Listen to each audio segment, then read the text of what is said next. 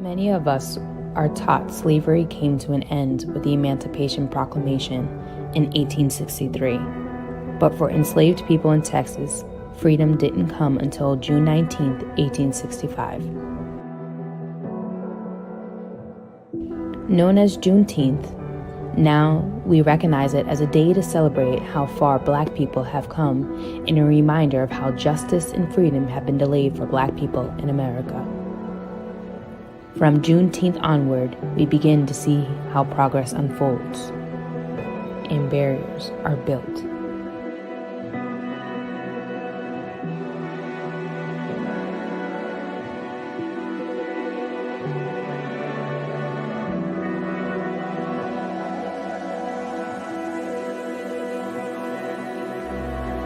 Leading us to the height of Jim Crow, where Black Americans continue to be treated as second-class citizens a whole generation later.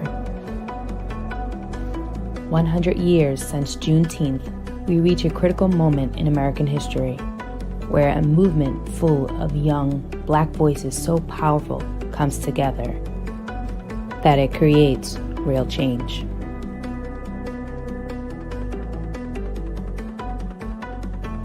What we know is that progress doesn't happen overnight. It ebbs and flows.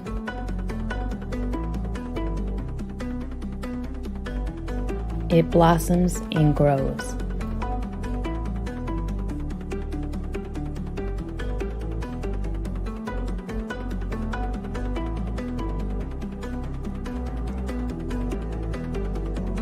It takes the work of every generation to rise up and act. No matter how far it feels that we've come, there is still work left to be done. Like every generation before us, we must raise our voices in our streets and at the ballot box. We must be at the center of our political process. We must fight for a more free, just, and equal America. Until we achieve that America, our work continues on.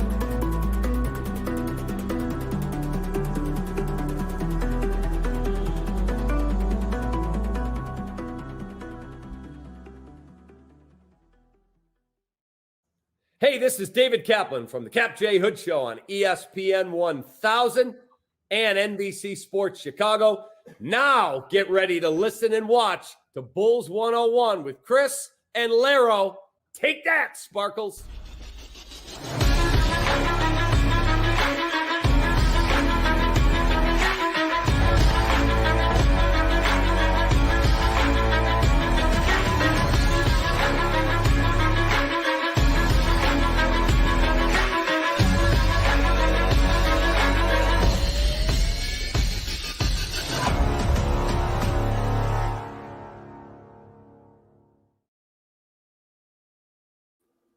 Welcome to Bulls 101, guys. My name is Chris Amundsen. I'm here with my man, Laro Golden, on Juneteenth, now a federal holiday. So had that message in the beginning as a kind of remembrance and celebration of Juneteenth.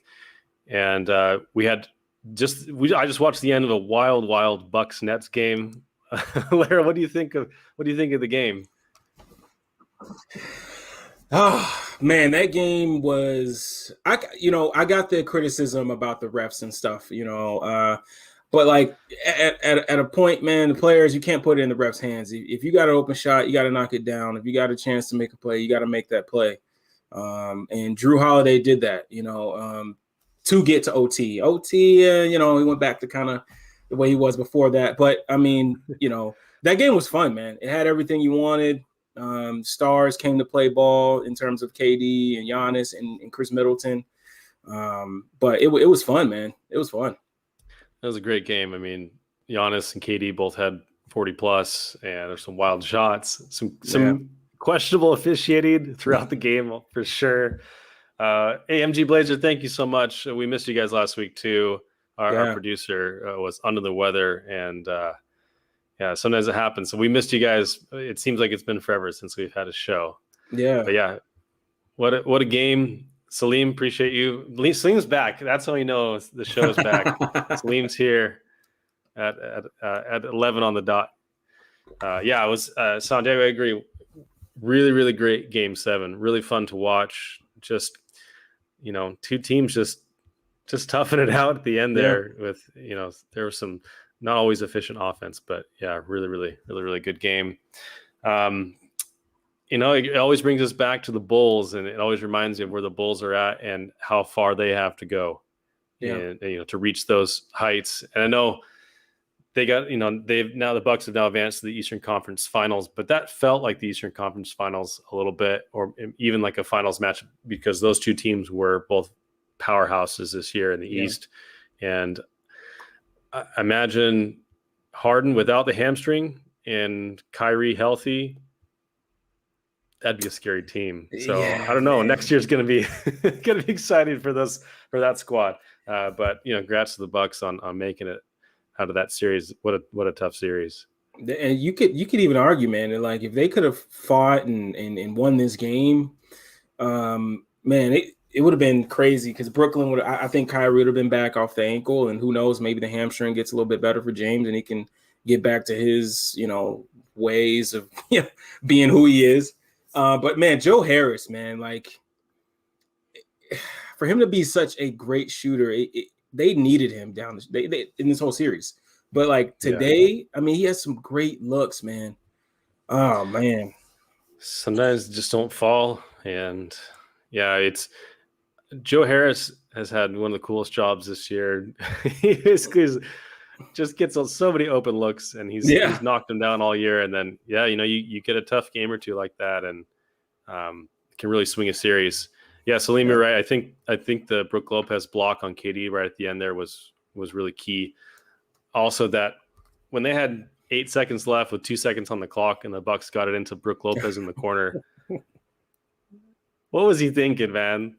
He was looking to pass. He got 2 seconds on the board, and he passed to Middleton. By the time it got to Middleton, shot clock.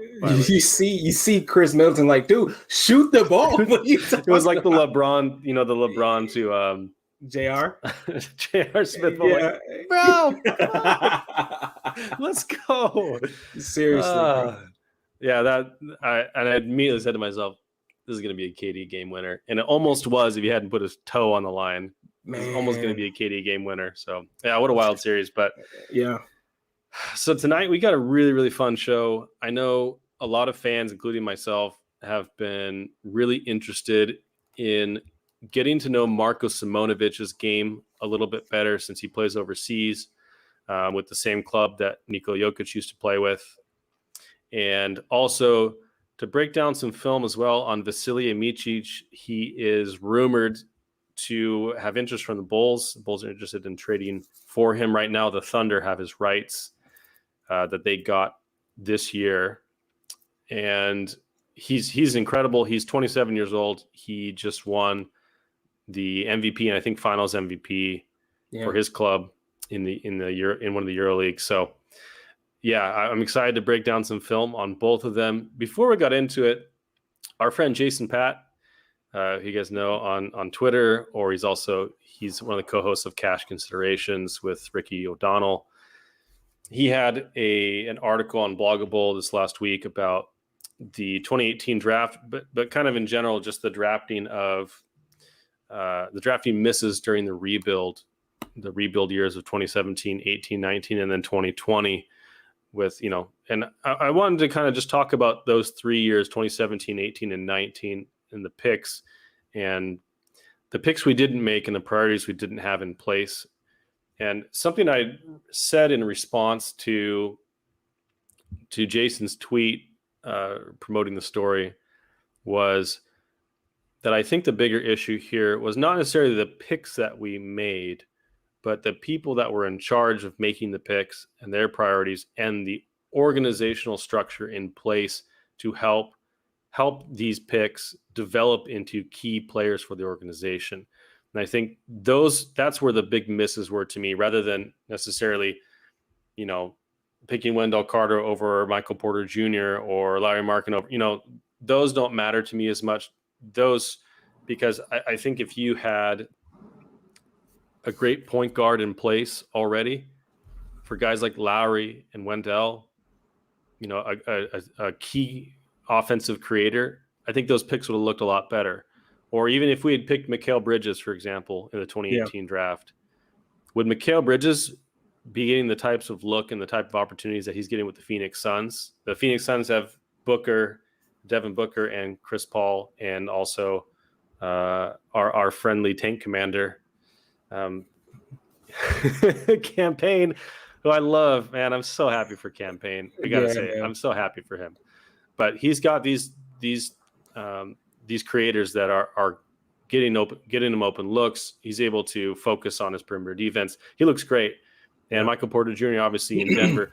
So they went to the situations where they had an organization and structure in place to get them, get them the right development, have the right pieces around them to develop them. So what do you think? Do you agree with my assessment, or do you think that the picks themselves are a bigger issue here? I totally agree with what you're saying, because I believe a lot of times when you draft, it's best player available, and sometimes you draft for fit. You may have your point guard, you may have your shot creator, you may have your skillful big. Maybe now you need a glue guy. Maybe now you need a defensive wing. Maybe not. So you draft. People take drafts. Their route to drafting is a little bit different. So I feel like guys like, if you want to go us, guys like Wendell, guys like Lowry, I think those two guys kind of are guys that have shown you over time that they need a guard, they need a point guard that can get them into better situations, get them easier shots, everything that comes with having a big time guard. And then you get guys like your LeBrons, your guys like Cade Cunningham, who we think is going to be kind of like that. Your Carmelo Anthony's, your big time players that come through the draft, no matter where they go, they're going to be successful because they're just that good. They're franchise changing players. So I do believe that, guys like Wendell and Lowry were hurt in terms of that, because especially Wendell. Because Wendell, he does all the dirty work. He's a good defender. He rebounds. He's helping everybody else on the offensive side of the ball, which is what everybody else that is really looking at. Man, he only had this many points today. Like, what? That was a top 7 pick. And it's like, well, I guarantee you, if Wendell at some point gets a point guard or gets to a situation where there is a stable situation at the guard position, he's going to look even better. I mean, just take a look at what happened to Daniel Gafford. I mean, and I get it. Some people say he just played better himself, but you can't tell me that going to a situation where his fit is just perfect, being around a point guard like Russell, who attacks the basket and commands so much attention getting to the basket, that allows him to just get easier buckets.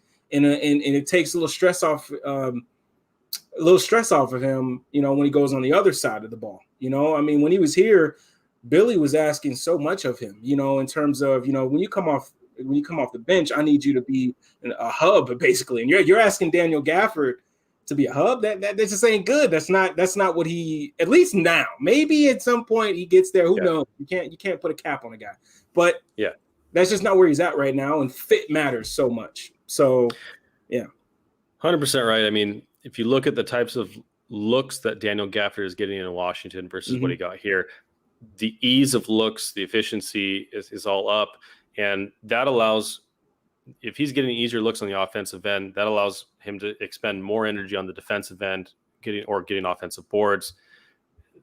Wendell and Daniel Gafford were put in spots to try and, be part of the offense, be that hub in the middle. Especially Wendell in the starting lineup was kind of with that, and Thad kind of took a lot of that responsibility off the bench during the beginning of the year. Yeah, but they're spending so much energy doing those types of things, it's disappointing, because I think if we had a strong creator in Chicago, both of those guys I think would have done a lot better, and their looks would have gotten easier. And I think, on the defensive end, and I've said this many times, but Wendell is the only positive defender on the floor in any lineup he was ever in. He rarely ever shared the floor with Thad or Garrett Temple or even Sato. It was always Kobe, Lowry, Denzel, Zach, Otto Porter, who usually is a good defender, but this year was just not healthy, and he was one of the worst defenders on the team, actually, by a lot of metrics. So he just wasn't put in a position to succeed. You saw it with Rudy Gobert this week in their final game versus the Clippers, where they just played 5 out, and Rudy's he's one of the best interior defenders. He is the best interior defender in the league. Maybe Joel Embiid, you could argue, is in that tier as well. But you saw what happened when the perimeter defense had no sort of resistance, and you had Rudy Gobert chasing people going from the paint to the 3-point line and back all the time. And I felt like Wendell was in that spot so many times this year where there was just no resistance at the point of attack.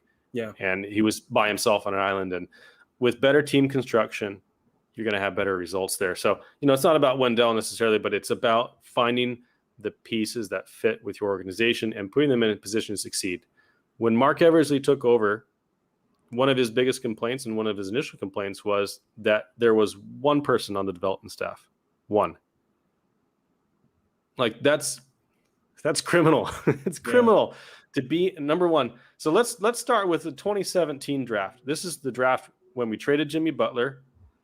We had the pick. It was the 16th pick. Somehow we didn't just get the 7th pick from Minnesota, but we swapped picks with them, which is number one, the first embarrassment for, Jimmy Butler is a top 15 player in the league and probably was at the time. Mm-hmm. So we got the 7th pick, gave up the 16th pick, and we picked Lauri Markkanen. And Jimmy Butler was our primary creator, right? He was a primary creator. So in return, we also got Chris Dunn and Zach LaVine. Zach LaVine, who just injured his ACL when he was in recovery and wouldn't play until next February. And then Chris Dunn, who, as we know, is an incredibly gifted perimeter defender, but unfortunately has been very consistent in his career in every other aspect, especially in creation. So that was the return there. And then they sold the 2nd round pick to Golden State for $3.2 million, I believe. And that pick ended up being, what's his name? It was number 38, Jordan Bell. Sorry, Jordan Bell. Yeah. And so to start your rebuild off with a trade in that sense, I mean, Zach LaVine's obviously flourished, and he looks like, he is an all-star, and he's looking like he can be a key piece to a contending team, or at least a deep playoff team in the near future. But in my estimation, when you go into a rebuild, number one, you want to take as many bites of the apple as you can. So selling a 2nd round pick is insane in the first place. So I think that's a huge mistake. And then number two, Lauri Markkanen. Lauri Markkanen is a person, as we've seen, who cannot create his own offense. He relies heavily on someone else to set him up for 3-point shots or even in the post.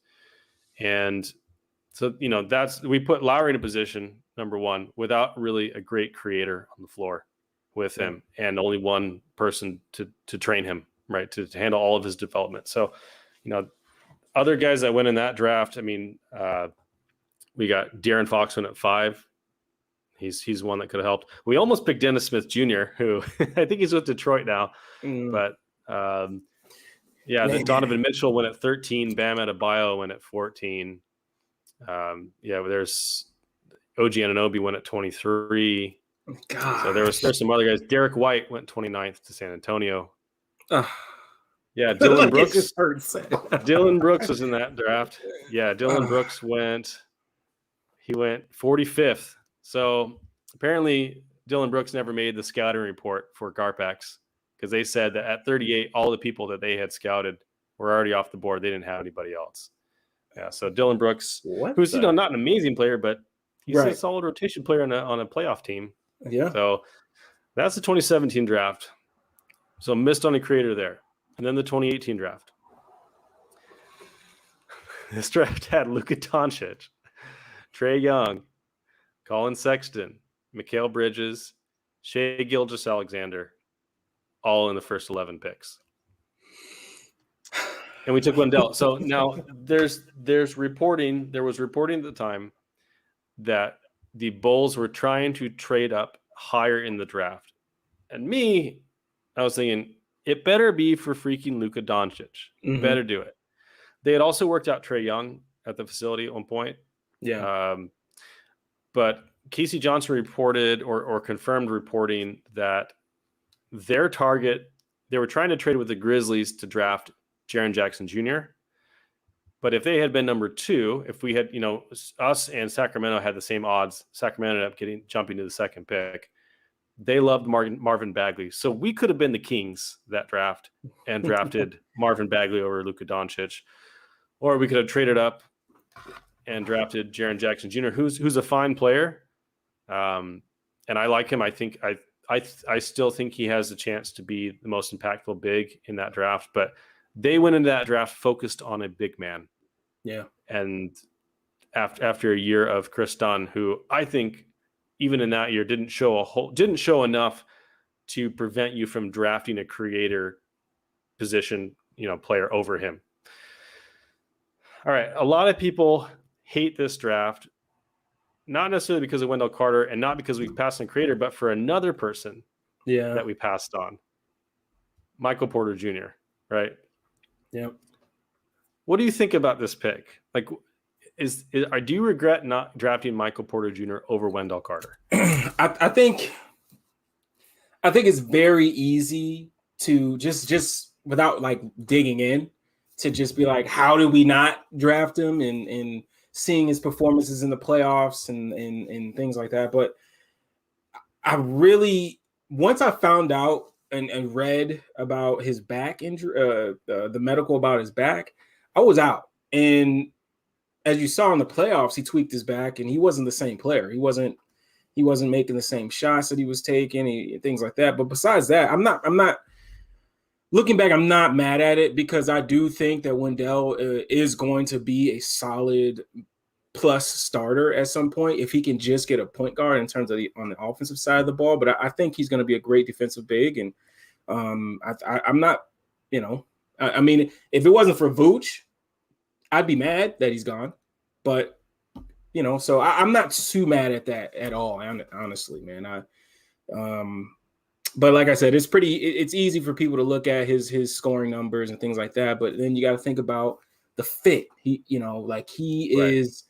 does, he's got an MVP. And before Jamal Murray went down, he had another guy that was a stellar basketball player, had all these great role players around him, PJ Dozier, Will Barton, I can't even think of everybody else, but like Campazzo, all these guys that have a role and were really good in that role. And then you insert him and say, you know what, MPJ, you go do what you're the best at doing. Well, in terms of in his game, like what his strength is, that's what we want you to do.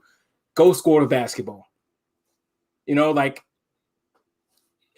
comes down to fit, man. And that's what, if he was on another team, would he be as efficient? You got to think of these things like Portland attacked him and pick and roll and Dame was going at him. Like how would he look on a lesser team being asked? Well, how would he look here? How would he look here? I mean, if you put him on this current squad pre-Vooch, yeah, our defense wouldn't be any better. No. Right now, he has improved his defense to his credit this year. I think he's absolutely taken strides. He still gets targeted sometimes, and as you mentioned, the back issue. But do you think that if MPJ got drafted here, would he solve any of the problems the Bulls currently have? No. So that's what I come down to. He's a great player. He's going to be a 20-point plus scorer in the league, efficient. I mean, he was projected to be that. Yeah. But he was also projected to be a guy that really needed the ball in his hands, that really, thought he himself as a superstar. And we've heard many, many reports out of Denver that those issues have recurred at certain points. he's slowly kind of developed into that role and been more okay with it as he's, improved. But, there were some role issues at the front. As you mentioned, the medicals. Now, the Bulls were the only team provided the medical reports for MPJ. That's what we heard, at least at the time, because he really wanted to be drafted here. And I don't think we would have regretted drafting him. Like, he would have been a great draft pick. Yeah. But would he be more valuable to this organization than Shai Gilgeous-Alexander? No. Right? No. I think Shai or even Mikal Bridges, right? Yeah. Now, Mikal Bridges isn't necessarily like the scorer that MPJ is, but as a two-way player wing who can do it all. Yeah. I mean, but once again, do we even know if MPJ would be in playing condition at this point if we had the Bulls medical staff on the job? I mean, one spinal tap and you're done. Yeah. Yeah. So it's that's really something to think about, though, man. Like, usually, like, sometimes when people say, when you say that about any other organization, it's kind of like a joke, but like with us, you really have to think about that. Yeah, and it's unfortunate. And I think my hope is that with the new regime in place and the turnover of some of that staff and the improvement and acquisition of more training staff and development staff, I'm really, really hopeful that trend starts to reverse itself, because we've had terrible medical staff, terrible development staff for years. I mean, the only two people who have really developed while they were in Chicago are Jimmy Butler and Zach LaVine. And I think it speaks way more to their work ethic and their off-season plans than anything that happens in our building, right? As the Bulls like to say. I'm hoping that's going to change. But this year, even, we saw very, very little development from, at least in the beginning of the year, from Kobe and Lowry and Wendell. I thought there was some development, but just you're not seeing those leaps and those improvements. Like when all three of them came into the year, did anything pop out to you as like, wow, they must have worked on that skill over the offseason? No, they look like just the same players. Yeah. So yeah, that's the thing, is that the 2018 draft, I think, was the biggest miss as far as the Bulls should have been able to draft a quality creator in that draft, whether it was Luka or Trey or Shai Gilgeous-Alexander, and they could have come out with Mikal Bridges. Yeah, a lot of people, I think most fans were really high on MPJ at the time and were really mad about the pick, and a lot of them ended up blaming Wendell. I mean, Wendell had no control over where he got picked, but I think that was part of it, Santiago, is that the Bulls were probably very wary of drafting anybody with injury concerns, especially I think Embiid at the time was still kind of, there was still like an injury watch on Embiid as well, and he was picked high, and so it wasn't a great time for that kind of thing. But yeah, I ultimately think that the 2018 draft in that sense was tough. And then finally we got the 2019 draft. This is the draft with Zion Williamson and Ja Morant, who are now both in that primary creation role on their teams. You got RJ Barrett, DeAndre Hunter, who have been really, really solid wings. And then Darius Garland was someone who I was kind of high on at the time as a point guard for us. He had a really, really rough first season, but he's really come around and he's become a pretty nice player for the Cavaliers next to Colin Sexton. Long live Sexland, by the way. The Cavs are finally embracing it as of like this week. So that was nice. Let's see, any others in this one? I don't think there were any other ones in that draft that were kind of creators, but I think the Grizzlies were pretty hell-bent on drafting Morant, and obviously the Pelicans for Zion. So I'm not as sure about that one, but I think with this is what puts us in such a difficult position now, because how I feel about our current position is we have a really serious lack of young talent on this team. It's basically Pat and Kobe, and that's it. We don't have talent that we can really trade. We're not in a position where, we're constantly refilling with high draft picks. And so I think it's a failure of the organization that we openly tanked for 3 years and got the 7th pick in the draft and then missed on all those picks as far as a primary creator. Now, Kobe has shown the most potential of the three, obviously, because he played that point guard position this year. But I think even he would say that his natural position is probably not that, but more of a scorer. Now he can certainly mold into that role. And we talked with Will White about his growth. Yeah. I still think he's got a lot of growth to go, but it's really hamstrung the Bulls in their rebuild. Is they did this rebuild and they're moving forward and trying to push into the win now mode, and still don't have a primary creator like because it's like the Hawks, for example. They could push all their chips in around Trae Young because they knew Trae Young was that guy. Same with Luka. We've seen both of them in the playoffs this year. Ja Morant, same thing. The Bulls, they tanked. Niko Mirotic ruined one of them. We had Sean Kill draft pick. That was his nickname in that year as well. It's been a little rough, and I think that was really that's one of the biggest issues that we face now, and we're still suffering from, is the incompetence of the previous regime. Yeah.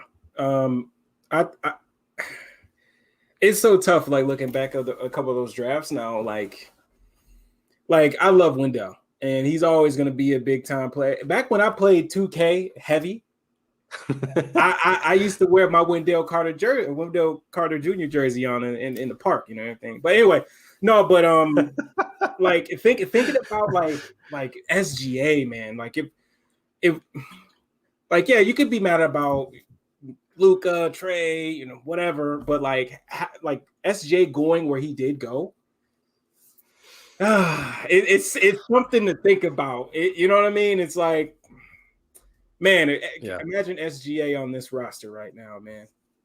That'd have been fun to see. Even like you said, Bridges too. Bridges, Mikal, like that would have been a nice pickup as well, man. Well, we have a chance for the basketball gods to grant us a small boon this coming week. If we pick up, if we get into the top 4 and keep that pick. Now, I think we'd have to get either pick 1 to get Cade or pick 3 to get Suggs. Maybe Jalen Green would go 3 and he would fall to 4 with Mobley at 2. That seems to be kind of the consensus. You never know. I mean, obviously, Pat was not the consensus number 4, and that's where that's who they picked this year. But I think Cade and Suggs have the opportunity to right that wrong and allow us to really take this rebuild into championship contention. Because if you listen to the Big Red Bus with Doug Tonis and Fred Pfeiffer, Fred, Doug Tonis has been very, very low on the Vooch trade because he feels like there's a ceiling on this team.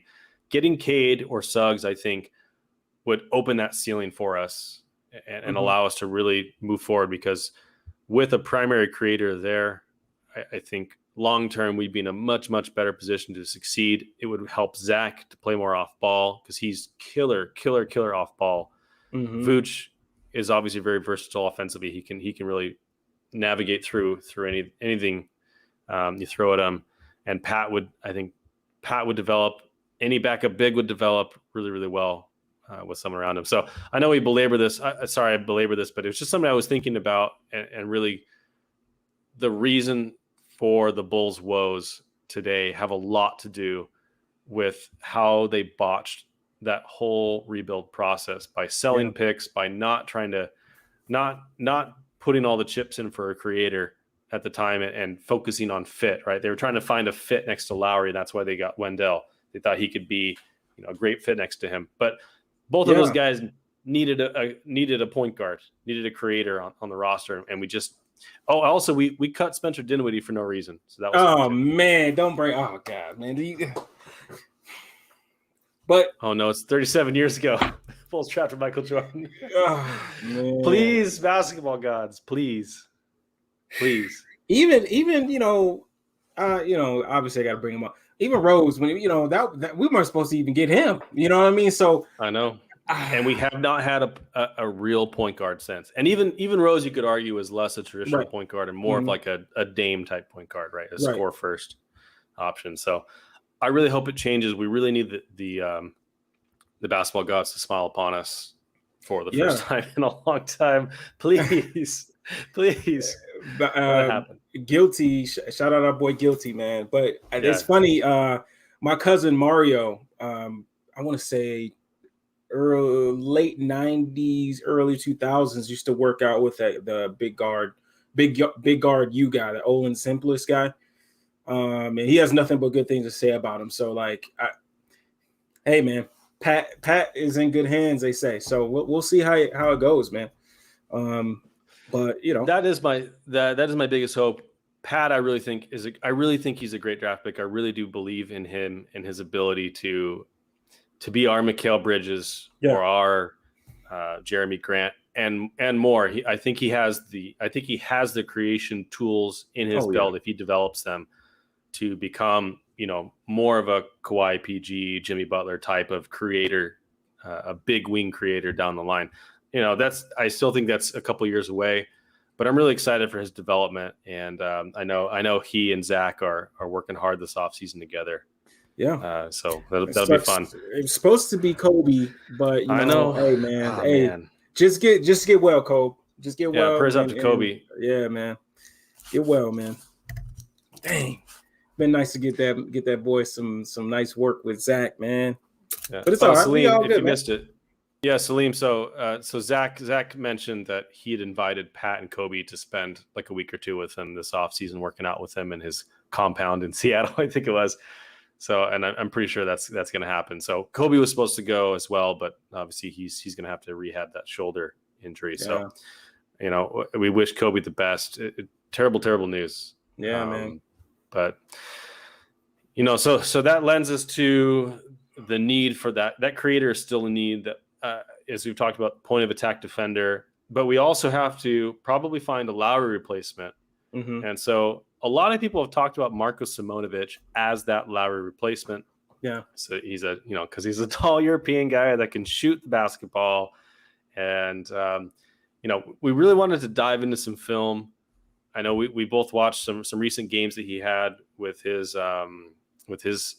team, KK Mega. I can't remember, KK Mega something. It was B-Max, but I guess they were bought out, so it's KK Mega Soccer Bet. So, yeah. Soccer, yeah, sure. Yeah, so they don't call it soccer in Europe. Come on now. That's what it says on the jersey, you know. So all right, we'll see. But hey, man, I'm just saying what it says on the jersey, man. That's all. So I want to get your opinion on Marko. Having watched all this film, and I know we're going to get into film, we're going to have a specific breakdown, but what's your overall feeling on how Marko can fit into what the Bulls are going to be doing going forward? I will say I showed you a few clips and of the game where he had the 19 and 20, and I was really eager to see that game. And I saw the game, and yeah, he did really well on the boards. And a lot of that 19 was him getting to the free throw line. But watching it, especially on the defensive end, I was a little worried. I was a little worried because it was some really bad stuff going on. And I had to reel myself back because it was only one game. It could have been, hey, man, every player has bad games. So I ended up watching close to, I believe I watched 8 or 9 games. I can't remember. And my opinion has changed a little bit on him. I think that there were some games. I'm going to focus more on the defensive end because offensively, I think we're going to have some fun with that side of the ball. I think he has a lot of skill on that end. Defensively, with him being 6'11" and a nice long wingspan, I haven't seen what his wingspan is, but it looks like it's pretty long. But defensively, if you ask him to get into anything other than drop, switching, show him recover, some maybe at the level of the ball screen, I'm a little worried because laterally he's not where you would like him to be. But if you put him in drop, he's actually pretty nimble. He's pretty light on his feet. He can move a little bit in terms of backpedaling and staying in front of the ball handler and staying the same levels of the roller. He's really good at that. So in drop, I think he'd be great. And then obviously if he comes to the Bulls, it's probably going to be one of the biggest schemes the most of the schemes are going to run. So I think he does have a chance of being a pretty good rim protector, at least a secondary rim protector. I think sometimes his reading of the plays on the defensive side is a little bit slow, but then you do see plays where he's in the right spot. He's he's where he needs to be. But so things have changed after watching a few games of him. I'm a little bit more higher on him than I was after watching the first game. He's got some straight line speed, man. He's got some straight line speed. It's just the lateral movement. He can get up and down the floor. He's a better passer than I think Lowry is. I think there's a little bit. He only averaged, I think, 1.8. Is that a high bar? I know, but I know, but I'm so disappointed with Lowry's passing, man. He's not afraid to get to the post. Whenever he sees a mismatch, most likely he's going to try to take him down there. He does not have a go-to move or anything like that when he gets down there. But the good thing is that he's not afraid to get down there and use his length on his mismatches. I mean, he's a fun player. I can see why they drafted him. There's a lot of upside there offensively. He's so versatile. He can handle the ball. I mean, obviously he's not like, any crazy ball handler, but he can dribble handoffs. He can give you a quick move and get downhill. He's got a little bit to his bag. He got a little bit in his bag. So it was really fun to watch him, man. He's a good shooter. He's confident. You can tell he's a confident basketball player. Yeah, man, I liked watching him. The more and more I got to see him play.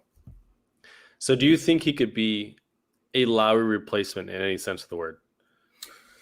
I think he can. I don't know. This is the thing. I don't think he only shot 34.7% this year. So I don't think he can be from as three? good as from three.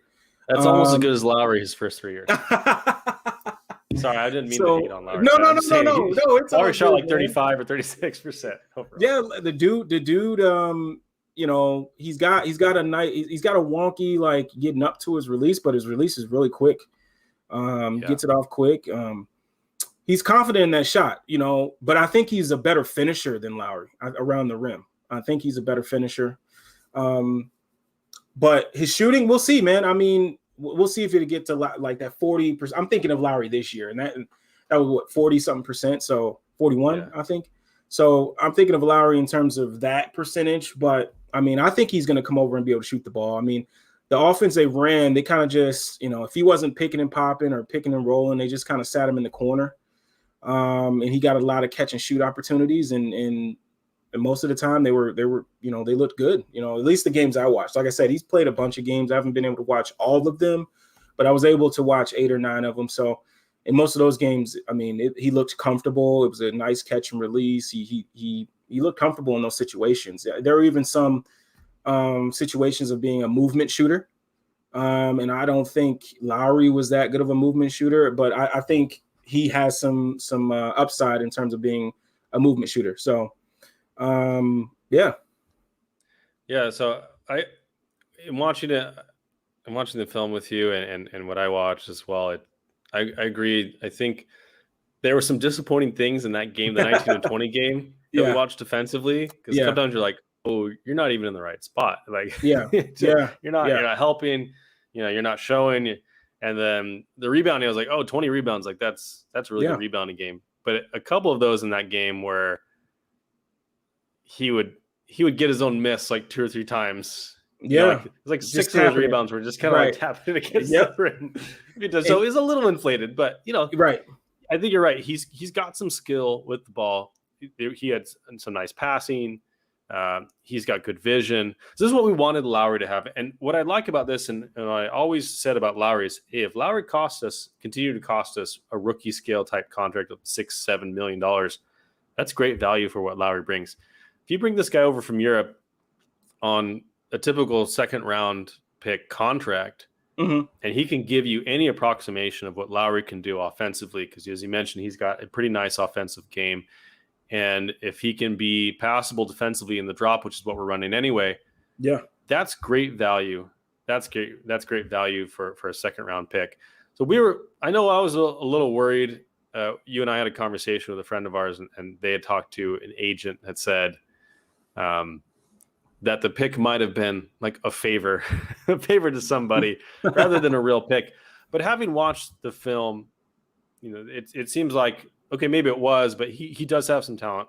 Yeah, he's probably worthy of that pick in general. So you've got some clips. You want to break down some specific things about Marco? Yeah, man. If we can go Let's to get into the second clip, I forgot what we named it all though, but whatever the second clip was, if we can go there. Now, what I like about this guy, right here is him. Like I said, like I think he's going to be a better finisher than Lowry. He's not afraid of contact. He will use his length. He does a really good job of using his length when he's down there. It's not. So he's it's 11 over here. He's yeah. Yeah, boom, one dribble, listen. he's going up strong, boom, finishing. Like that. That's one of the things that I saw of him a lot. He was not afraid. Like I said, he wasn't afraid to get down there and go finish a bucket. But like I said, man, a lot of the things that I like about him, man, is he just, you could tell just watching him, he understands where he needs to be on the floor on the offensive side of the ball. Defensively, it's hit or miss. But offensively, he has such a good feel. Just watching him, it's just like I said, man. It was really fun watching him. The more and more I watched of his games, offensively, I love watching a guy that's so confident in himself. You know what I mean? Like he knows where he needs to be on the floor. He's reading the defense. He knows when he needs to cut. He knows what passed him. He's just solid on there, on that side of the ball. We can go to the next clip. You could just, you know what, Aldo, just let him run. We'll just go through it together. We'll just go through it. What we got here, right? So this one here is one of the things that I noticed about him in terms of rebounding. The more and more I watched, one of the things I would always be a little bit mad at the bigs on the Bulls is it was when a shot went up. Wow, I can't talk. When a shot was going up, guys just turn and look up. They didn't hit a body, they didn't do anything. They wonder why they can't go get the board. This guy, as soon as a shot goes up, he's hitting the body. And that's one of the things that I loved watching about him. You know what I mean? So as soon as the shot goes up, boom, he's getting himself in position, goes up for the rebound and gets pushed in the back. Boom, off defensive foul. Offensive foul going the other way. Damn, my bad. Defensive foul. Sorry. We're going and they're standing there and now they get a whole nother possession. But that's just because he does the little things. He like I said, he knows how to use his body and use his length. And one of the biggest things is too that I loved about him. He's not a guy that waits for the ball to come to him. He goes and he goes and gets it. And that's another thing I love about him. And obviously we'll get some of the negative things. So I don't want to make this like a Marco fluff show, but like I said, the more and more I watch them, the more and more I see why they may have taken a chance on him in the second round. So we got here, if you notice, if you got anybody that's keeping track of the draft and the rankings and things, this game was fun to watch because Rocco, who's a big time prospect internationally, plays for this team, and him and Marco were going at each other all game here. But here I just wanted to show him, boom, movement, catch it, boom, not too much with his feet, gets his feet set, boom, rise over the top, knocks it down. That was nice to see too, because I sometimes bigs need a little bit of time to set their feet and get the ball up. But boom, he catches it, feet set, he's rising up, bang. That's good to see. Catch and shoot, is his deal. He will catch and shoot all game. He'll sit in that corner. Above the break, he's not a bad shooter as well. So it's. Like I said, this dude is going to be able to come over and add that right away. I think that's going to translate right away. I do want to see him against some against the league with more spacing, teams going 5 out and maybe going at him. I want to see how he reacts to that. So hopefully, if he does come over summer league, he'll be a part of summer league and we'll get to see that. What do we got here? So, boom, flip screen, another pick and pop. Boom, catches it, sets feet, rise up, knockdown. Like that stuff is going to translate right away. Yeah, automatic, no hesitation. I think that confidence factor is something that both Lowry and Wendell really struggled with. I think Jason Goff said it on the Bulls, on like Bulls pre or post game show a couple times. Like, he's too busy watching his feet instead of dancing. Right. And you want to be able to watch film of a guy and have him just be confident in what he has. As you said, he doesn't have necessarily a go-to move, but he just has those instincts. Yeah. He knows where to be, he knows where to glide to. We saw in that previous clip, he was in the right block trying to get inside position. Didn't happen, so he immediately kind of floated out to the slot, got that catch and shoot three right on, right off the bat, and he was just moved to the next thing. And there wasn't a lot of standing around. We saw that way too much with Lowry, even with Nikola Mirotic. Guys just kind of standing in the corner and waiting for the ball to come to them. Yeah, he's creating these opportunities for himself to open up the offense, get the offense moving. And I think you see that more in the European leagues, that a higher skill level from, all players. And you get a lot, because a lot of these guys aren't physical freaks, athletes. Like you get a guy like Daniel Gafford, for example, who is so physically athletic that he can just jump over guys. Or Giannis, and you get the James Harden quote where James is like, listen, Giannis doesn't have to learn how to play basketball. He just runs and dunks. He's a freak, right? I have to actually learn how to like dribble and shoot and everything. And I think you get a lot of it with the European players, that skill is so much more important there.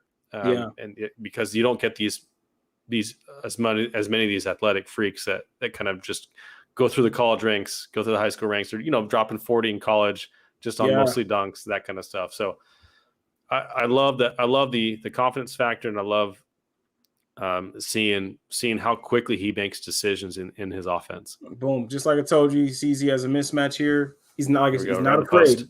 Uses his length, boom, over the top. He's not afraid to go down there. And how we've talked about this on this show with Lowry. Why are you not taking these mismatches down to the block and getting easier baskets? Boom, they're switching. He instantly takes them down to the block. And that is what you want to see. I love seeing that from a big. And you could say he's more of a finesse guy because, pick and pop, things like that. But this dude, he understands the game, man. When he has a mismatch, he knows what to do. He is going, like I said, he's going to bring that right away. He's going to bring the understanding the game. He's got an IQ on that side of the floor. He's going to bring the pick and pop. He's going to bring the pick and roll. When he rolls extremely hard. You would think he's trying to run through the back of the wall, how hard he rolls. And that stuff matters, man. Here is just another situation, movement, catch and shoot, boom, sticks it.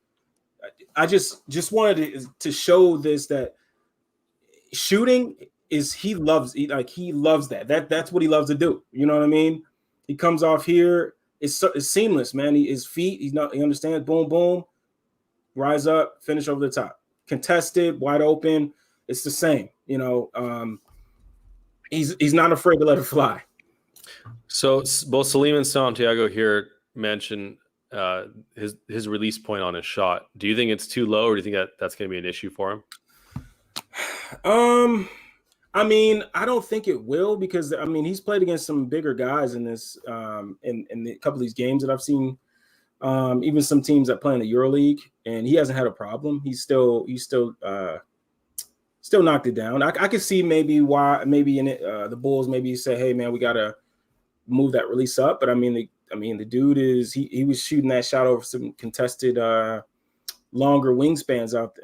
I believe the team was I can't pronounce the name of a lot of these teams, but Sabona, I think the team name was. But there was a guy, Rocco, who's out there. He was playing some good defense, getting some contests out there, but he was still knocking the shot down.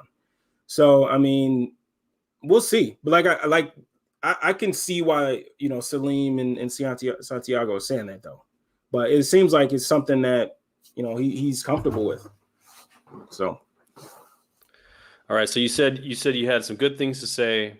You said you also had some negatives. So do you want to point out anything that you're worried about, or things that he's got to improve on to make it in the league? Yeah. So this is the biggest thing right here. So we got a pick and roll. My guy is just he should be 2 feet in the paint right here. He's the tag guy. He's the X. He's going to be on the left block, and on the defensive side of the ball. And he's hugging his guy. We got a DHO, and he just rolls off of that, and he's nowhere he needs to be. He should already be there at the basket. And that happened so slow that he should have saw that happen. So that's something that worried me watching it at first, because that stuff in the league, that's going to happen a lot faster. That guys are going to touch and go. You know what I mean? And if he can't react to this, that's going to be a problem. He's just got to be in a better situation here. He should already be there. He has eyes on the ball. He has eyes on the ball there. You know, I still even watching this now, again, I've seen this so many times already, but even watching it now, I'm still like, what does he look? He's clearly looking there. So what's going on? Why is he not getting over there? I mean, look how he's already at the circle before he starts coming over from the left wing there. Just like, so that was something when I saw him at first, I'm like, oh, here we go. I don't know, man. That's a little worrisome. I don't know. And then the beat off the dribble clip, if you can show that too, Aldo. So here's my thing with this clip here. Marco's going to be on the left side of the floor here. And my problem is as a coach, right? So I coach, the ball is on the closest wing to him. He should be in an athletic stance right now and ready to play ball. He's standing straight up. And then when the ball is passed, now he wants to play defense. It's too late. He should already be in a defensive stance, hand in the passing lane, or however they want to play. Some coaches teach feet, and we're on the baseline. Feet should be lined up, facing the other way, and keeping the ball in front of you, and whatever. Some coaches teach that. Who knows? Maybe that's what his coach wants. But right now, he should be in a defensive stance and ready to go. He is not. He is standing straight up, and then when the ball is passed, now he wants to play defense. It's too late. Yep. You know, and finish. Got finished over the top. So you see with that, because he was not in the athletic stance, when the ball got passed to his man in the corner, he had a little hesitation, and so he had to overcommit. He had to leap out there, and that allowed his guy to drive baseline on him, and then he got I think it looked like he got the foul and won there. So I mean, if it's there on the strong side, there's no reason that he shouldn't already be in that stance and ready. Because that's the pass he's going to be looking for. That's the easiest pass for that point guard to make. Exactly. I mean, look at it. It's right. It's just to the left of him. Yeah, too far. Yeah, he doesn't have his feet set the right way. Also, too, the funny part, when I was telling you about this, is I remember draft night. You're going to remember when I say this, but draft night that we drafted Marco. Everyone's like, wait, we drafted a 30-year-old? Yeah. You know what I mean? Like, who is this guy? That guy who's a 30-year-old is who was guarding him and who he was guarding in this game. So it was. I think that would be kind of funny that you're guarding the person with the same exact name as you. Some Marco and Marco crime over here. Yeah, like that dude can play a little bit though. But so what we got here? So we got Marco. He's guarding the ball here. But here's my thing, right? So so Marco is on the left, slot, if you want to say. He's a little high up. Person he's guarding picks up the ball, passes it to the wing. He shows over when there's a guy there already, and then when he recovers, he jumps. Overcompensates. He jumps like he's trying to touch the ceiling, when like his wingspan would be just fine putting his hand up, and being ready to guard off the dribble if he has to. But he kind of just pogo sticks off a shot fake and goes right by. So like I said, this is from the first game that I saw of him, and this is why I was a little worried, because I'm like, this is stuff, man, that I don't understand. Like. So maybe right here, right when he kind of fumbled, the ball handler fumbles the ball, and so Marco kind of looks like he's about to switch. Yeah. But by the time the ball gets to the other guy, it's clear that his defender has recovered, and he should be showing back out to his guy on the 3-point line above the break. Does it slow, recovers right when the guy's about to take a shot, overcompensates, as you said, jumps in the air real high, guy drives right by him, dribble penetration, gets an and one at the basket. Yeah. And that kind of stuff is fundamental defense that, he's 20. Yeah. But those are, this is all we have to go on, right? These are the concerns that we can have right now with these limited games. This is a big. Yeah. So this one right here, this is what I get excited about when I watch him. Like I said, when he grabs the board, one of the best things about this guy is he is not afraid to take this ball up the court. He's got some straight line speed, pitches it right here, sets the screen, and he rolls super hard, and he can go up and go get it. Takes it over the top, finishes, and he's, that's what I like about him, man. I like, that's the stuff I like watching with Marco. That's the stuff that I can see coming over to the league, is getting that ball off the glass and just getting it up the court and get maybe flowing. Like we saw Vooch do this. If he has the ball, he'll flow right into a DHO. Maybe you flip it to your PG. You go set, get into Chicago, whatever. Like there's some things that from that particular play that you can flow into stuff. And I like that about him, man. It's really fun to see him do some things. This is some fun stuff from Marco here. This is Rocco guarding him here, and he kind of gives him a double rip at the top of the key, double rip and goes, and Rocco falls. Next guy steps up, and he drops it off. And this is stuff when you watch these clips, yeah, you have to picture that's going to be an NBA big, and if he drops that off, that's going to be either a dunk or the guy's going to finish through the contact. And you have to kind of when you watch some of these games, you have, okay, that was a great pass, but the guy just didn't finish it. But you got to, okay, that's a great pass. At the next level, that pass is going to be finished. That guy is either he's going to get fouled in free throws, or that's going to be a dunk on somebody's head. So that was good. That's stuff that I like to see from Marco, just the half court. So this is Vasa, but here's the deal, right? Vasa is somebody. Chris, how do you pronounce his last name? I don't want to mess okay. So just to be clear here, now that we've talked about Marco, this clip is from Vasilije Micic. So this guy is who was rumored the Bulls were interested in him, rumored to be interested in acquiring his draft rights, and apparently he's looking to see if he can come over to the NBA this year. So he's a point guard, lead creator option that could be a really nice pickup for the Bulls, depending on the price. Yeah. But I wanted to ask you before we move on to him, and he goes by Vasa. His sister calls him Vasa, so it's an easy name for us to just for him to go by. But I wanted to ask you one thing about Marco.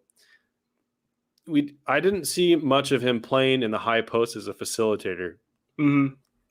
Which is kind of the role that both Thad and Vooch have kind of taken over. So his game seems very similar to Vooch as far as his skill set. Yeah. As a shooter on the block, has some passing juice.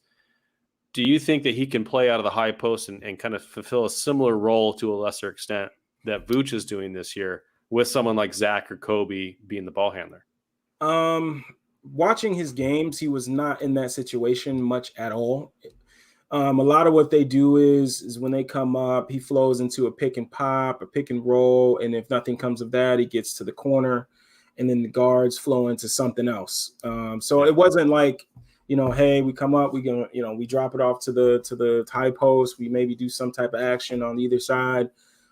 It was just like, there wasn't anything of that, any like type of offensive hub type of play with either big, with Philip Petrusev or him.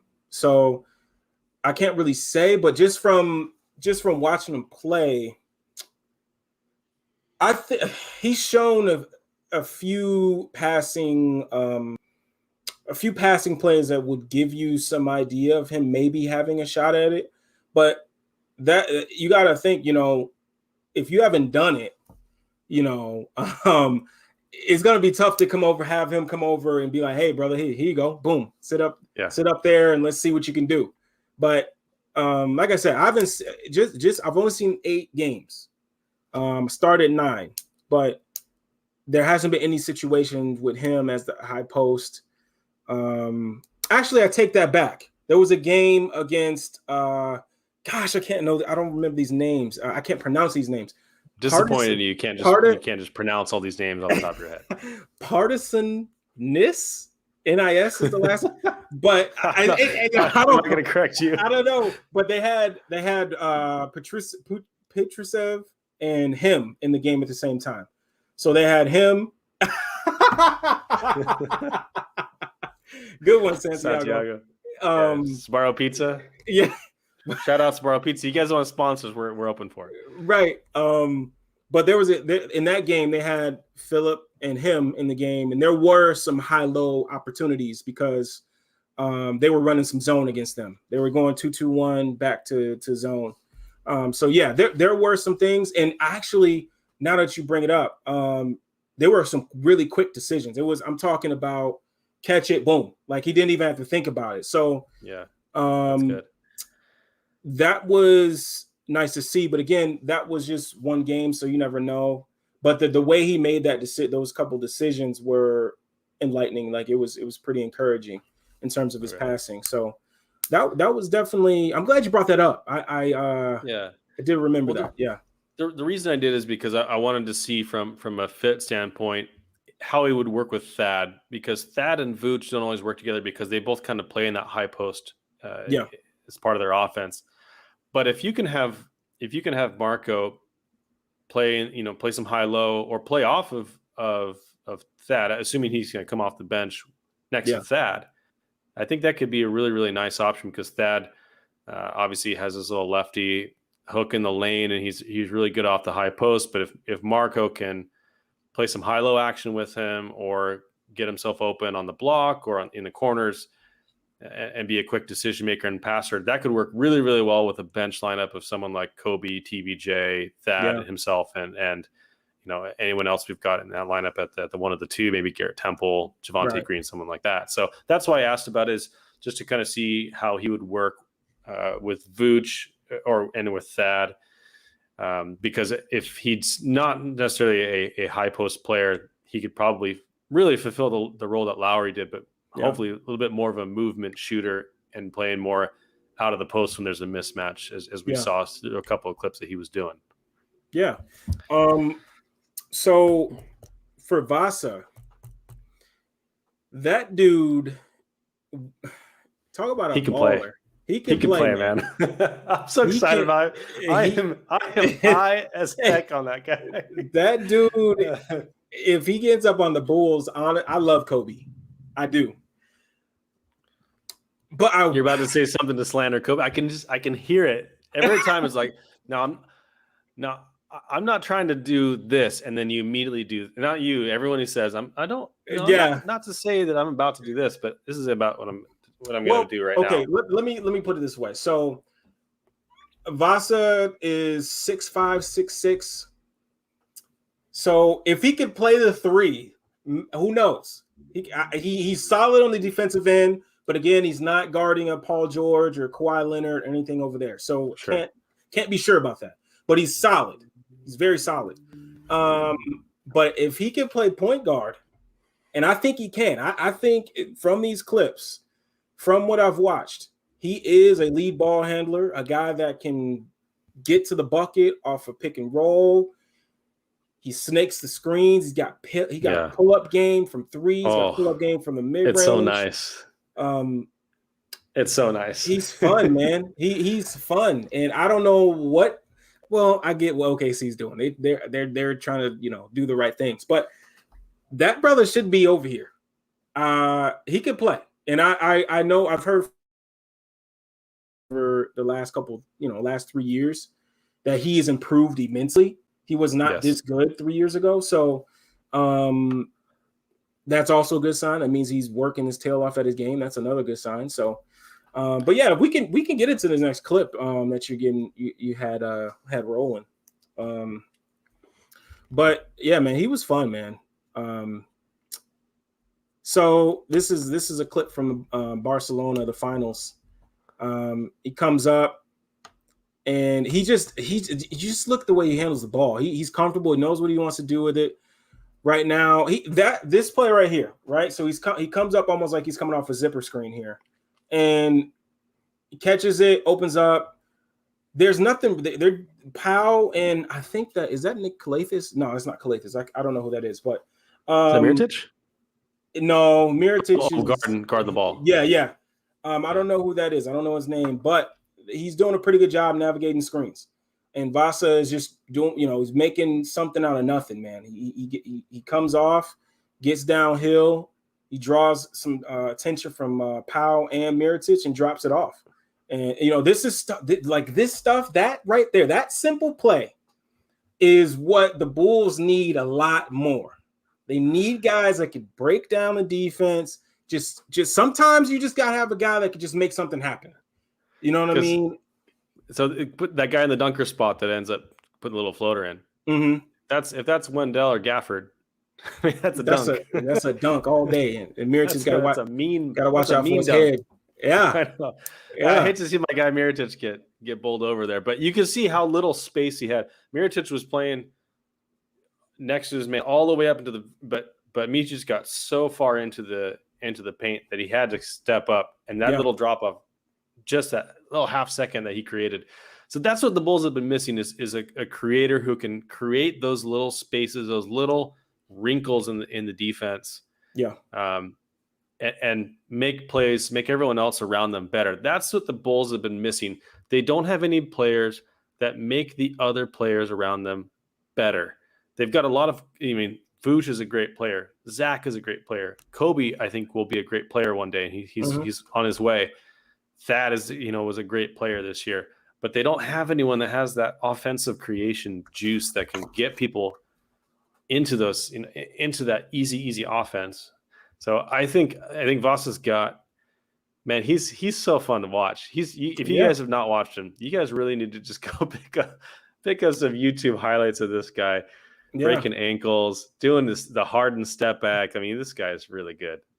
Yeah, man. I think this might be the ankles clip. Oh, never mind. This is just him just doing some nasty stuff. But so Vasa again is at the top of the key, gets a screen from Sanli, I believe. I think that's how you pronounce his last name.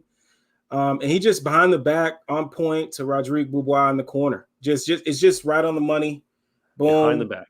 And he misses it. But Beaubois has been a sharpshooter in the EuroLeague or the Turkish league, whatever you want to call it, whichever league I should say this is. But this is again, man. This is just stuff that translates. This stuff translates. Being able to come off the screen, get into the teeth of the defense, draw help, and we don't see guys making that pass every day. But the fact that he has the audacity to make that pass just shows how much confidence he has in that part of his game. Yeah. And there is, I want that brother. Okay. I would like this brother in a Bulls jersey. Okay. If we could get him in a Bulls jersey tonight, we need to get him because he would help Zach so much. So much, man. But another thing is, right, so I was looking at his numbers, you obviously see his shooting. But before we get into the shooting, this clip here, right, this is what you see every time you see him play defense. Obviously, they have him as a point guard, so he's guarding the point guard a lot of the time. And he plays against a lot of pick and roll, and he does a really good job of getting over screens and staying on the hip of the guy, lock and trail. Yeah. And right here, he gets his hand on the ball. All right. So he's locking trail the whole time. Boom, gets a hand on the ball. Boom, turnover. They're going the other way. You see a guy do certain things on the offensive end. And a lot of times as a coach, you see I've been in tournaments, you see a guy that's just so good on the offensive end. And then you're like, okay, well, let me see him on the defensive end. Does he give that same effort he gives on offense on the defensive end? And this brother does. He's not as athletic as you would like a guy to be in the NBA, but he is sneaky athletic. He's quick. He's not so much as fast. He's quick. Especially when he dribbles. And so he's a guy that understands how to use his body when he gets into the paint. And before I say this, anybody that's listening, anybody that's going to listen, I am not saying anything crazy right now, okay? But when you used to watch tape of Luka, right? I'm not talking about what he is now, okay? But when you saw tape of Luka and you saw his athleticism, right? People would knock him for, man, his look at his body. Oh man, that's gonna translate. I don't know, man. I don't know if that. Same thing with this guy. And I'm not saying he's gonna be as good as Luka. I mean in terms of athleticism. I mean in terms of knowing how to use what he has to still be successful. And I think this guy has that. He understands, you know, he may not be the fastest, he may not jump the highest. And you can tell that he's trained his game around that. He's not a guy that's predicated to trying to use his speed and get by you. He has a crossover that he likes to use to get you off balance, to get in front of you. He gets in the paint, uses his shoulder, he shields you off. Those are things that if you don't have the elite athleticism that you have to have in order to be successful. And I think that's what this dude Vasa has. And as you watch him, the more and more you watch him, you see it. He understands angles. He understands how to get a guy off balance and when to get his shot, how to get his shot. There are times, though, when he does come off and he over dribbles, gets into the paint, has nowhere to go. There are times that happens. But this is another situation here. There's not a lot of off-ball stuff on him because he's always the lead creator. He's always the lead ball handler. Everything runs through him. But there are certain times when he's off-ball, like this situation here, and he's on the right side of the floor, right side of the wing, kind of floats down, catch and shoot situation, and his water. There's none but he can shoot the rock, man. He can really shoot the rock. That player right there reminds me of Joe Ingles being wide open the other day on like just a transition. Just we're not going to guard Joe Ingles on an open 3-pointer. Like that's what that looked like. But you're right. He shares some responsibilities, ball handling responsibilities with Shane Larkin, who used to be in the NBA. But yeah, that was the concern is how would he play off ball? But I think if he were next to Zach, so I don't know if you think that he is a starting caliber point guard or has the ability to be a starting caliber point guard next to Zach LaVine, assuming Kobe's out at the start of the year. And Sato clearly has not been the answer there. He's still a great rotation player and has value, but do you think that he would be a great fit next to Zach? I mean, defensively, it sounds like he and Zach could work very well together. Yeah. Especially if you bring in a solid wing at the 3 and move Pat to the 4, I think your defense is going to be, a lot more solid because Vooch and Zach are passable, but they need other people around them.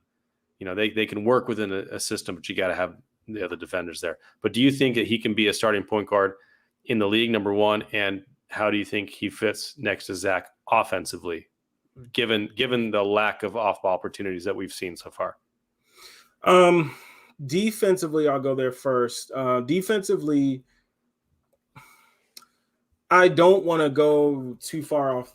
I don't want to give a crazy prediction or anything like that. So I just think he's going to be solid. I don't think he's going to be like all NBA, all defense. I don't think he's going to be, just under. I think he's just going to be a solid guy where you can depend on him in terms of not being in the wrong spots. When he's caught up on screens. Exactly. He's very good against navigating screens. When he's on defense, he's not a guy that's lost, that's looking in the crowd or maybe looking. So he's connected into the game. He's got his man and ball. He's always locked in. You know what I mean? And that's something I love to see on the defensive end. He's just, like I said, man, he's just a solid player. Offensively, I think he could fit next to Zach. I think, like you said, he split lead creator duties with Shane Larkin a lot, but most of the games I watched, he was the guy. Shane obviously had some possessions, but he was the guy.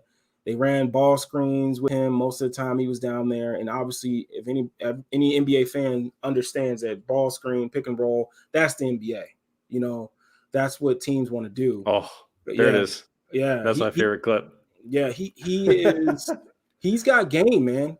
And he's played against Daniel Hackett. He's, guys that are good defenders, great defenders, and held his own. And I mean, Real Madrid's not some scrub team. They're a good team, and he played some ball, man. He's not playing against some soft players. These guys, the EuroLeague, that's a very respectable league, and he's doing some great things. He's very solid. I think, like I said, I think it's a very good sign that from where he was 3 years ago to now, it just shows the work ethic. It shows what he thinks he can be. And to continue that, I think that he's a guy that could just release. Like, obviously, Zach is still gonna, run pick and roll and still have the ball in his hands, but he's a guy you can trust. He's gonna, handle the ball. I believe in the playoffs, he averaged 2.1 turnovers, but I believe he was close to 5 assists a game. But he didn't turn the ball over a lot. He was not afraid to make any pass, but it wasn't ever like any crazy, wacky, out of control, making dumb decisions type playing. He understood. He was reading the defense and making the right passes, sometimes really flashy passes, but he's solid. And I think he's a guy that if he gets over to the league, he'll fit right in. And I think he's just, like, I'll just continue to say, I think he's just really solid, man. He's really solid. I think he's Sato. If you could think of Sato, but just have more creation juice, a lot more creation juice. And it might be a better shooter. Yeah, that's what it seems like Sato is missing is really the self-creation. I mean, Sato's a great passer. He makes the right play. He's got the size. But and he's a smart defender. Yeah. But if Micic has those skills and the self-creation, that's really what Sato has been lacking. That's why Sato hasn't really worked out to his full potential in that starting lineup. Also, because he just doesn't have that creation juice. He's not afraid to shoot the ball. He's going to shoot the ball. Yep. You know what I mean? So that's something that I know some fans with Sato were mad, like, oh, he doesn't shoot. No, he's going to shoot the ball. If he's open, it's going to go down. He's going to put it up. So that's what I like about him as well, man. He's like I said, look at that range, catch and shoot, bang. Like he's just fun. Would you say he's solid? He's solid. he's solid, man. Do we have any of these downhill clips that we had uploaded, Aldo? We'll check on that real quick. But I think this is the type of value signing. This is the type of international scouting that we really, really need. We need to make these types of moves on the margin to improve our roster. I know we had Stefano on a couple weeks ago to talk about the cap situation, what an offseason might look like. The kind of person you can bring in, like Denver brought in Campazzo, right? And it played a really, really key role for them and wasn't really on the radar of a lot of teams in the league. Yeah. This is the type of guy that can really, if we can get his rights from the Oklahoma City Thunder. I think the Sixers had his rights previously this year. Yeah, I think so. OKC obviously doesn't have a big need for him right now, but we do. Yeah. And if we can get his rights for some reasonable price and be able to bring him over, I think he could play a 20-plus minute role on the Bulls in a starting role or off the bench and really, really help what we've needed for a long time, which is solid point of attack defense and some self-creation to make the looks easier for Zach, for Vooch, for everyone else on the team. So if we got those clips, let's see if we can bring that up. Let's see here. This one is this is just the drop-off clip here. But there were some clips that I found just like I said from watching the games that I did watch that he did have some most of the time guys that are really good at getting a shot off. No, I shouldn't say most of the time, but sometimes there are guys that just are really good at finding their shot off screens and shooting just for out. They may not have the juice to get downhill and go finish. And he does. He has the ability. You have to respect him as a ball handler. And you have to respect him as a shooter. So guys are not going to be able to go under the screen. You're going to have to respect that. And he does a really good job of snaking screens and getting to his pull-up shot. He has a pretty good mid-range game. So it's obviously we know the passing chop. So we've seen the passing chop. So he's a fun player, man. He's a guy that you can just toss the ball to and just have him lead create, man. He's pretty good. So. Well, it's awesome. I know we had fun looking through these clips. It's always fun to look into someone, a talent that you haven't really heard of before, or haven't really spent a lot of time, and to know that Marko Simonovic is available and that could be under contract with us this year, and then Micic might be available through trade this offseason. These are the types of moves that can get you excited to fill in, those rotation spots that we've been missing. We've got some holes to fill at the lead creator spot, at point of attack defense and at the wing, and also some backup big. And so if Marko can fill a backup big role to some extent next to Thad or next to Al-Farouq Aminu or something like that, and if Micic can help with that lead guard and point of attack role, those are both going to be value signings. People we don't have to overpay. It's not Alonzo Ball you have to pay $20+ million to in free agency, or even Dennis Schroeder, things like that. Also, I wanted to ask you just real quick before we go. So Reggie Jackson's on a minimum deal right now, and that guy, he really showed out in the playoffs. He really showed out this series. So I just wanted to see. I mean, he's another guy. I think, I don't know. These are the types of value options I think might be available for the Bulls. Reggie has been fun, man. I mean, he showed his ability. He's continuing to show his ability, being able to knock down the 3-ball, tough shots too. A lot of these threes he's knocking down are some tough shots, but his ability to get downhill and make the right reads, make the right passes. I mean, granted, it was pretty easy against Utah because what I mean by that is wherever Rudy helped from, that's where you would go. So and Rudy he's just so used to protecting the paint that's his first instinct to go, so, but I mean, man, Reggie was really good, man. I mean, he took advantage because Mitchell and Conley were both injured, very, very limited, and they aren't great. I mean, Conley has been a great defender throughout his career. Yeah. But neither are in a position to really provide that defense. And they just played 5 out, and Reggie Jackson found the open man. Speaking of man, Terrence Mann. I know, man. Game of his life. It's bummed to see a team like Utah go down after Kawhi goes out in those circumstances, and they didn't have Conley for the whole series except the last game. But it was fun to see Reggie Jackson show out, and we'll see what the Clippers do. First time in their history that they're making the conference finals. It's wild that the Clippers make the conference finals and they play CP3 on the other end, who was part of the Clippers for a while. And the finals could be against Doc coaching the Sixers, but it could have been, until tonight, it could have been the Nets with Blake Griffin. So it's kind of funny, like the Clippers have all coming together in these playoffs. It's wild that curse lasted for so long. So man. What also, why Kawhi tore his ACL, right? We don't know for sure. It's some sort of ACL sprain. So there's different grades. If it's a grade 1, it's a really minor sprain. Okay. Grade 3 is what we usually think of as a torn ACL. It's a full tear, and then grade 2 is a partial tear. So if it's a grade 3 sprain, then he's going to be out for a long time. If it's a grade 1, Jay Crowder, I believe, had it a few years ago when I think he got smacked in the face by somebody and like fell weird and sprained his ACL.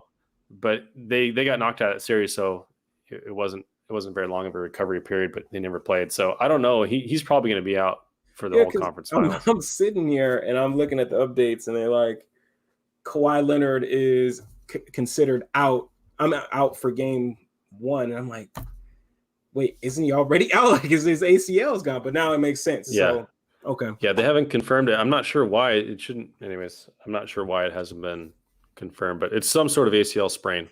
Yeah. Jordan Guilty, our guy Guilty, has a question. Are you guys fine with losing everyone on the team outside of Zach, even losing Pat Vooch?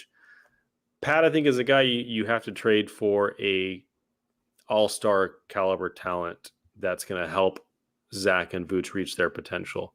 I think that's what would make sense to me. Otherwise, Pat is going to fit really, really well. He's one of the few young talents we have on the team at a reasonable price.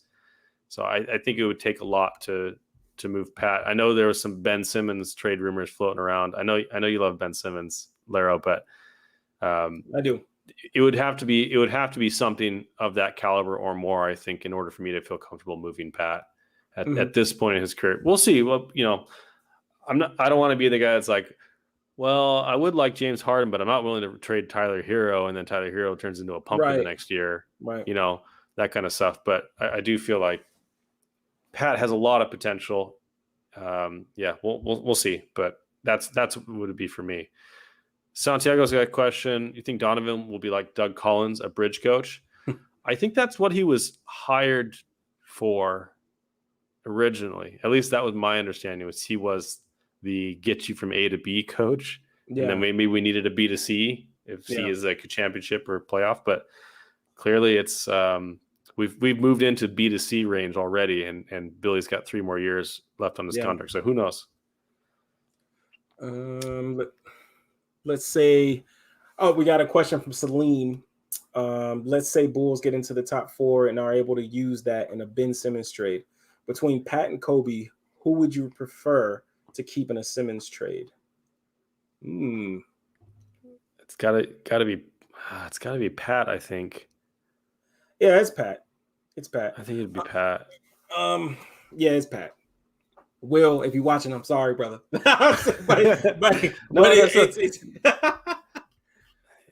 I think if you bring in Simmons to that lead creation role, he can play as your point of attack. If he can play at the 3 or the 4 next to Pat, I think that would just be really, really good. So if I had to choose, and with Kobe's injury, I think I would choose for next season would be Pat. So I think that would be a good question for Kobe, at least, because if you're going to go with Joel Embiid, just the way they play ball in the post, catch and shoot guy like Kobe would be a great person to have around. That's gonna be tough for them. We don't have time to talk about fake Simmons trades tonight, but they're at an interesting crossroads, even if they do make the conference final. So we'll see. So I think that's all we got for tonight. We talked about the draft and how important this upcoming draft is. Talked about our last pick in the second round, Marko Simonovic, and kind of where he would fit on the team. And then we were able to talk a little bit about Vasilije Micic and see how he would fit. I'm really excited. I really hope that happens. I know we got blue-balled by the Lonzo news for like 4 months this year. They kept telling us that the Bulls were going to get him. And it didn't happen. And, it's still possible, I guess. But I really hope that this Micic news is actually going to lead to something real. We'll see in the next couple of weeks. The draft lottery is June 22nd, so this coming Wednesday. So if we do end up at the top 4 pick, I'll be really excited. Maybe we'll have an emergency Bulls 101 to talk about. You can talk about Cade or Suggs or whoever it is. All the possibilities. I know, but an exciting offseason coming up for Bulls. Really appreciate you guys staying with us this evening, or if you listen to us at another time. Appreciate you guys listening. Let us know in comments and tweets through our email. You can email us at bulls101podcast@gmail.com.